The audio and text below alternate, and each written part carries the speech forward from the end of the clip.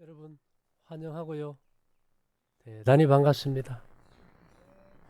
오늘 꽃이 세 송이나 피었어요. 아름다운 무지개 한복 색동옷을 입은 걸 보니까 좀 화사한 게 보기 좋네요. 안식일은 창조 때부터 시작된 거지, 그죠? 예, 우리가 하나님과의 관계를 회복하고 있다는 표가 안식일이에요. 그래서 에스겔서에 보면 또 나의 안식일을 거룩하게 할지어다. 이것이 나와 너희 사이에 표징이 되어 너희로 내가 여호와 너희 하나님인 줄 알게 하라 하였느니라. 나와 너희 사이에 표징이 되어. 그래서 우리가 안식을 안 지키면 아무리 주여 주여 하고 뭐 별짓을 다 해도 하나님의 백성이 아니겠지요. 근데 또 안식일을 잘 지켜도 유대인들이 예수님을 부인함으로 하나님의 은혜에서 떠나가듯이 또 역사가 반복되어서 안식일 교회가 안식일을 잘 지키는데 삼위일체를 통해서 예수님을 부인함으로 역사가 반복이 된다는 거. 유대인들은 참 법이 까다로워요. 이들은 보면 안식일에 엘리베이터의 버튼을 누르지 않아요. 탈 수는 있는데 누가 눌러줘야 될까? 다른 사람이 눌러줘야 되겠죠.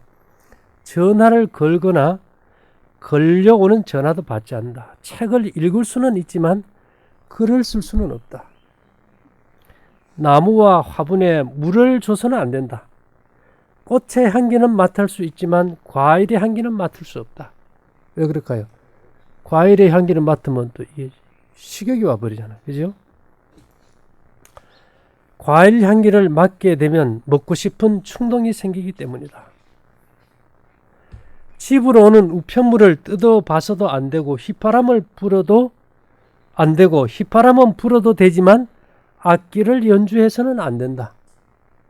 한마디로 뭐는 해도 되고 뭐는 해서는 안 되고 이런 기준이 꽤나 복잡하고 까다로운 것이 바로 예루살렘의 유대인들의 살아가는 방식이다.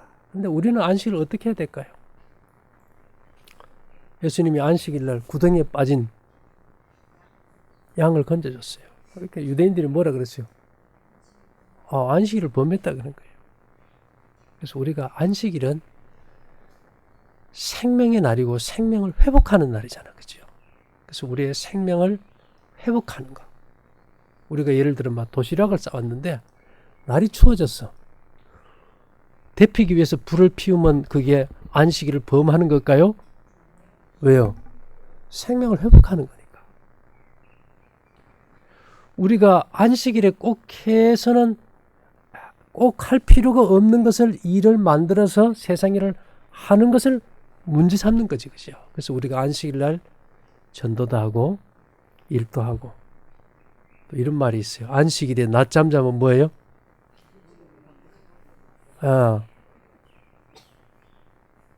엿새 동안 힘써 일하고 안식일 쉬라 그랬다고 안식일은 잠만 자면 안 되겠지, 그죠?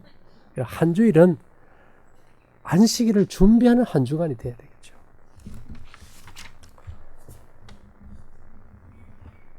자, 우리에게 지금 여러 가지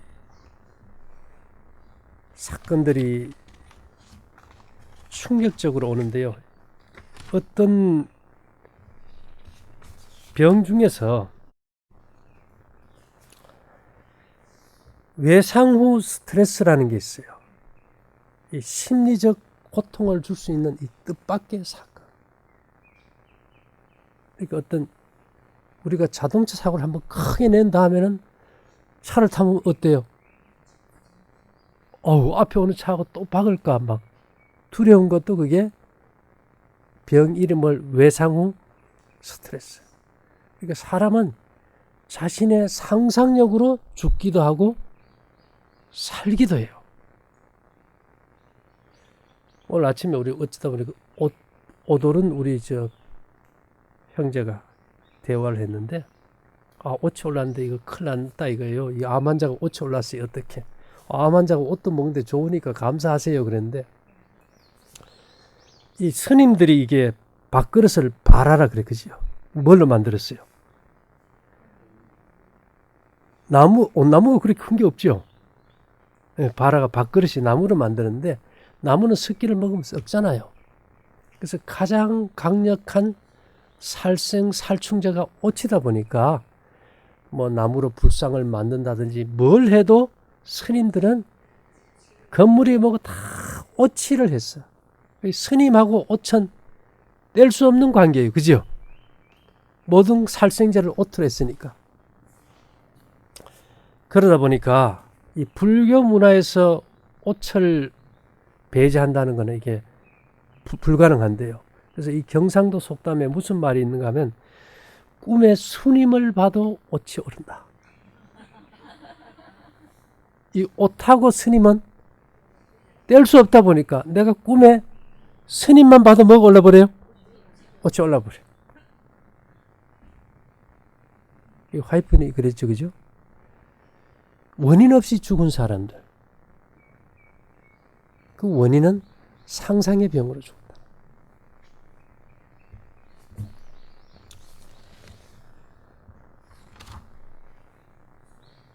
이 외상후 스트레스 장애는 충격적인 사건, 생명의 위협을 받은 사고에서 정신적인 충격을 받은 뒤 나타나는 불안 증세를 말한다. 주요 증상으로는 반복되는 악몽, 불면증, 공황 발작 등을 경험할 수 있으며, 환청 등 지각 이상에 빠지게 되는 경우도 있다. 요새 이제 어저께 제가 길에 갔다 전화를 한 번 받았는데, 이 환자들이 상담을 하면은 요즘은 상담을 안 해요.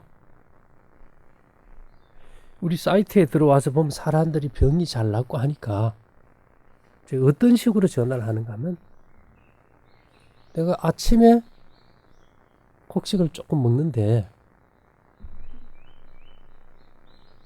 저녁에는 먹어도 되겠지요? 아주 친절하게. 제일 중요한 게 저녁 굶는 거 아시지요? 예, 그래서 저녁을 5시 반쯤에 일찍 먹습니다. 그러면서 계속 일찍 먹으니까 이거는 아무 관계 없을 것 같아요. 괜찮지요? 계속 자기가 저녁 먹는 것을 합리화시켜 놓고 거기에 동의를 못 얻으면 불안하니까 지금 뭘 얻는 거예요? 동의 좀 해달라는 거예요. 거기서 그게 아니고요, 그렇게 하면 안 됩니다 이랬더니만 우리 선생님하고 느낌이 안 좋아서 대화가 안 될 것 같아요. 그 여자분 좀 바꿔줄 수 있어요. 결국 뭐 얘기해요? 동의해달라는 거예요. 그러니까 중요한 건 내가 가만히 생각해보니까 이분이 왜 이런 전화를 하는가 가만 봤더니만, 자기가 하는 삶의 패턴은 포기하지 않고 곡식만 딱 먹을 때 모든 병이 나았다는 확증을 좀 달라 이거예요. 그렇게 될 수 있습니까? 절대 그래 될 수 없어요. 그래서 우리가 이 원칙이라는 것은 아주 중요합니다. 여러분, 세월호가 왜 뒤집어졌다고 생각해요? 어떤 원칙일까요?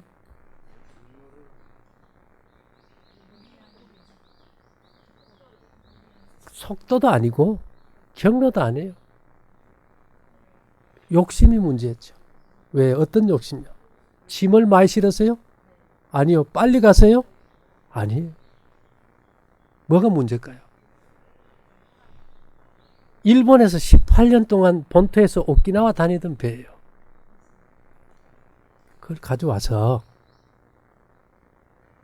배는 어떤 경우에도 그 짐을 싣더라도 항상 넘어지면 바로서는 오뚜기 같은 그 중심축을 다 설치를 해놨어요. 만일 좀 커브 좀 힘차게 꺾었다고 뒤집어지면은 태풍이나 이런 거 만나면 배들이 어떻게 될까요? 다 뒤집어져야 되지. 이 배를 사와가지고는 좀 더 많은 걸 싣기 위해서 뭘 해버렸어요? 개조를 해버린 거라. 이 무게 중심의 변화를 줘버린 거예요, 결국. 그러니까 이게 좀 무게 중심이 쏠렸다가도 제자리를 잡아줘야 되는데 그것을 하지 못하고 넘어가 버려요. 자, 우리 얼마 전에 말레이시아 비행기가 그냥 바닷속으로 들어가 버리고 이런저런 사건들을 볼 때 이 환자들도 좀 원칙을 지켰으면 좋겠다. 네, 원칙이 뭘까요? 아픈 곳에 신경 쓰지 말라는 거예요. 사단은 우리가 어디 아픈 데 초점을 맞추게. 사단은. 엘렌 화이트는 뭐라 그랬어요? 위장에 우리 몸 전체를 주관하는 힘이 있다. 밥, 아침, 점심 잘 먹고 저녁 먹고 일찍 자는 거 이거 잘 지키면 된다는 거거든. 그러면 비록 늦을지라도 회복이 되는데 뭔가 조급하게 빨리 나려고 하다가 다 그르쳐버리잖아. 그죠? 그래서 이것을 경험하게 하기 위해서 엘렌 화이트이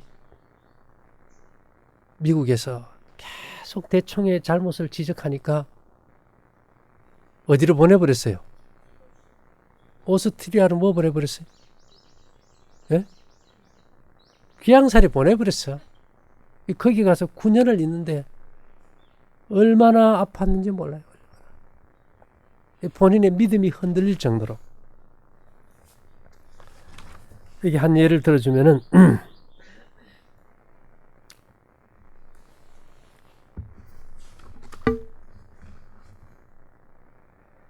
엉덩이 부분과 척추의 밑부분에 심한 통증이 있었으므로 앉아있기가 매우 고통스러웠다. 미국의 위생병원에 있는 것과 같은 안락의자를 이 나라 호주에서 살 수 있다면 나는 그것을 30불을 주고라도 선뜻 샀을 것이다. 내가 바른 자세로 앉아서 머리를 들고 있기란 여간 괴로운 것이 아니다. 나의 의자 뒤에 푹신한 베개를 고이고 누운 듯한 자세로 기대어야만 한다. 이것이 바로 나의 현재 상태이다. 그러나 나는 전혀 실망을 느끼지 않고 있다. 나는 그날 버틸 수 있는 힘을 얻고 있는 것이다. 잠을 도저히 이룰 수 없고 길고 지루한 밤 시간을 나는 대부분 기도하는 시간으로 보냈으며 모든 신경이 비명을 지를 정도로 고통을 줄 때 나 자신이 미치지나 않을까 하는 염려가 생길 때 그리스도의 화평하심이 내 마음속으로 스며들어와 감사와 찬송으로 가득 차게 되었다. 예. 얼마나 아팠으면 모든 신경이 비명을 지를 정도로 고통을 줄 때. 예.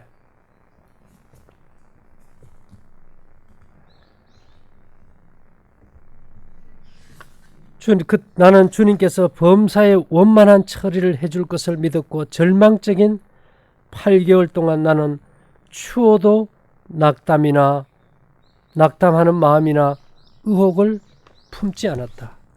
1892년 6월 23일 또 다른 밤을 지새웠다. 나는 3시간밖에 자지 못하였다. 그전처럼 통증이 심하지 않았으나 불안하고 신경 과민 상태에 있다. 그래서 이분이 너무 고통스러우니까 하나님을 원망할 상태까지 와버린 거예요. 그때 이분이 뭐라고 했을까요? 나에게서 불친절한 말이 나오지 않게 해 주소서. 1892년 6월 30일 몹시 괴로웠던 밤을 간신히 지새웠다. 비록 나는 계속해서 큰 고통을 느꼈으나 나의 구세주께서 나를 버리시지 않았다는 것을 알고 있었다. 예수님, 저를 도와주셔서 제 입술로 당신을 욕되게 하지 않도록 하여 주옵소서. 나에게서 불친절한 말이 나오지 않게 해 주소서. 그래서 항상 이 고통에 시달렸기 때문에 제가 읽어드리는 것은 가래 뽑은 기별 2권 병고를 이겨낸 굳센 정신이란 장이 나오는데요. 우리 이제 볶음국식 먹는 분들이 거의 반수 이상이 암 환자로 보면 돼요. 그러니까 이분들이 힘이 들까요? 안 힘들까요? 참 상당히 힘듭니다. 언제나 내 몸은 통증으로 가득 차 있었으나 나는 그리스도인의 이름을 욕되게 하는 불평을 하지 않을 것이다.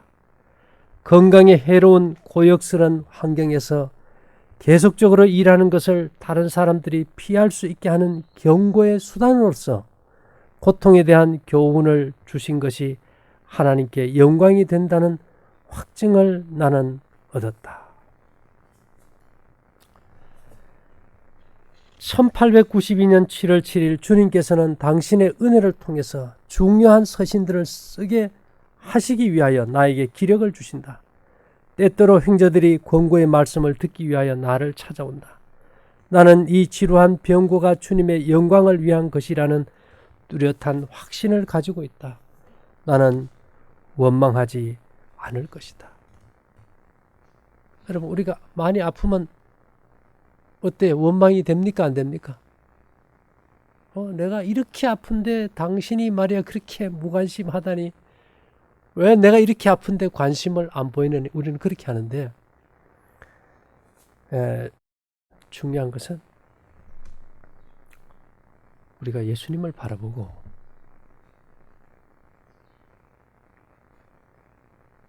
우리가 원칙에 서는 게 중요하지, 그죠? 근데 환자의 심리는 아까 어제 제가 전화 받는 한 자매처럼 자신의 틀을 딱 정해놓고 그 틀 안에서 내가 원하는 방향으로 동의하고 용기 주고 희망을 달라는 거예요.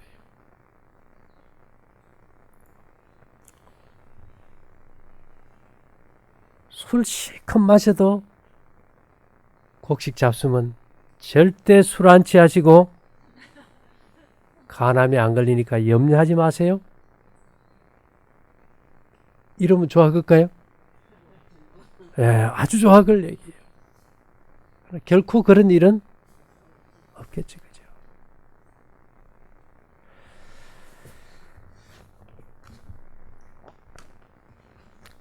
이분이 하도 아프니까 나는 다른 날 밤보다도 한결 편히 잠을 이룰 수 있었던 것에 대하여 주님께 감사하였다. 내가 자지 않고 있는 시간 동안에는 기도와 명상을 하였다. 왜 나는 건강 회복의 축복을 받을 수 없는가? 내가 호주에 온 사실이 하나님의 불쾌하심을 사게 된 원인으로서 오랜 기간 동안에 질병을 앓고 있는 것이 아닌가? 내가 자꾸 대충의 문제를 지적하고 해서 하나님께서 나를 일로 보내고 내가 이거 고통을 당하는 것이 아닌가? 우리가 하나님께로 채찍질을 받으면은, 아이고, 이거 내가 하나님께 잘못해서 벌 받는 거 아닌가? 하나님이 그렇게 벌 주시는 분 아니죠. 우리를 사랑하시되 끝까지 사랑하셔요. 단 그 고통을 통해서 하나님의 원하시는 바가 무엇인지를 깨닫게 하는 거죠. 그죠? 그 고난을 통해서 우리가 하나님을 배우고 그분을 부르고 돌아오라는 겁니다. 그래서 시편 50편 15절에 환난 날에 나를 부르라. 내가 너를 건지리니 네가 나를 영화롭게 하리로다. 그래서 이 고통 기간 동안에 이 배운 교훈에 대해서 나는 고통과 신음과 정말 속에서 큰 시련을 겪고 있었으나 이러한 모든 시련 속에서도 나는 황금보다 더 가치 있는 귀중한 경험을 얻었다. 우리가 시련을 통해서 교훈을 얻고 배우지 못하면 그게 짐승이에요.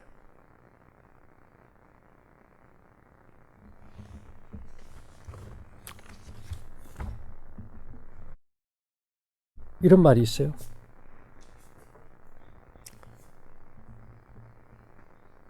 자기 의견을 바꿀 줄 모르는 사람은 고인물과 같다. 마음속에 독사만 우글거리는 사람이다. 우리가 진리가 딱 오면 어떻게 해야 돼요? 믿고 순종해야 돼요. 하나님께서는 하나님께서 가지고 계신 건강만 빼고 가려고 하는지 정말 그의 생애를 의탁하시는지를 아실까요? 예, 우리의 모든 심령을 감찰하시거든. 에머슨은 이런 말을 했어요. 이 원칙을 지킨다는 것. 세상에 법이 많나요? 예. 인간은 창조적 동물이라 3만 5천 가지의 법률을 완성시켜 놓았지만 이때 당시 아마 한 3만 5천 가지 법률을 완성했는가 봐요. 십계명을 지키지 못해 쩔쩔맨다. 3만 5천 가지의 법을 만들어 놓고도 뭐를 지키지 못해 쩔쩔매요? 십계명이 몇 가지 계명이요? 10가지도 못 지켜서 쩔쩔맨다. 그래서 우리가 원칙을 지키자. 절대로 우리 머리에 안 좋은 상상력 절대 믿지 말라는 거예요. 미움, 시기, 질투, 불안, 공포, 두려움 다 누가 주는 거예요? 사단이 주는 거예요.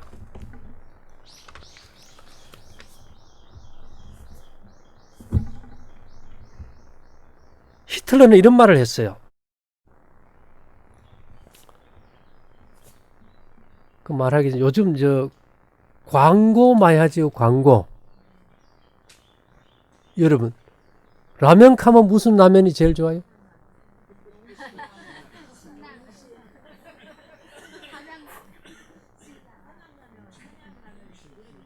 옛날 사람들은 삼양라면밖에 몰라.